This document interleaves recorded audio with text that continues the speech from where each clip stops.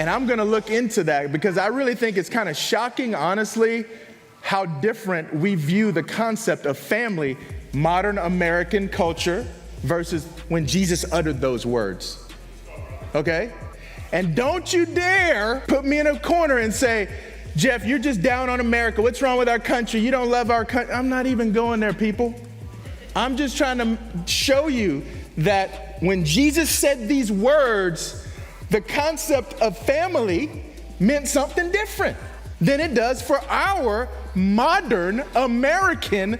Our country's only a couple hundred years old, for crying out loud, all right? Our culture's a lot different because Jesus is not just teaching something, he's modeling something massively radical for his day. When your blood family is standing at the door, and he's probably at this point the eldest son, Joseph, probably not alive, as best we can tell. He's got duties as the oldest male child in an honor and shame culture.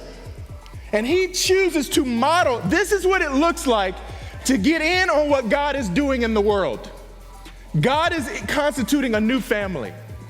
And it's not based on bloodlines. And so he's modeling it. I know my family is there. And I know everything in our culture says I need to honor them. But I'm going to even create some distance between me and my blood family right here. I'm going to model that for all of you.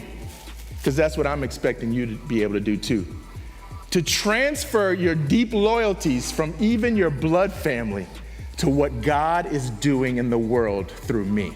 When we think of ourselves individually and I'm my own priority over everything else, we cease to be the New Testament family.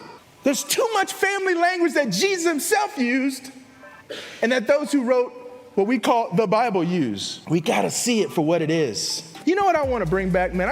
We got to figure it out, guys. Remember how we used to have all church midweek? We give that benevolent offering. That was beautiful.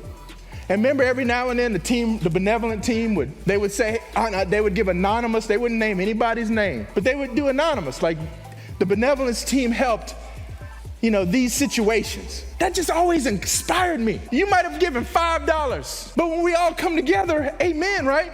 And we paid somebody who was in need and we helped them out. And then they wrote a note and then they read the note at church. Oh man, that's living that stuff out, man. I want to bring that back, man. I want to bring that back. We got to be willing to pull people in. Family's not just nuclear family, father, mother, kids. No, it's not about the bloodlines anymore, people, right? We don't just share our stuff with each other. We share our hearts with each other.